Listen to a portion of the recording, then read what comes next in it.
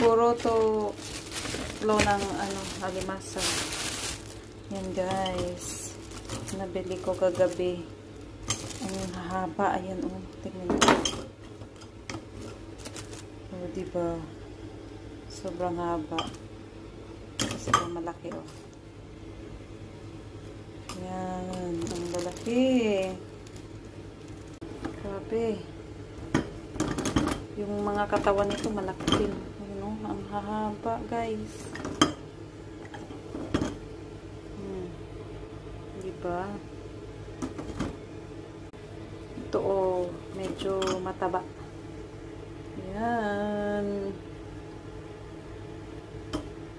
Alimasag. Ay, alimasag. Ang tawag nito, halimang sa dagat. Tong pakitong kitong.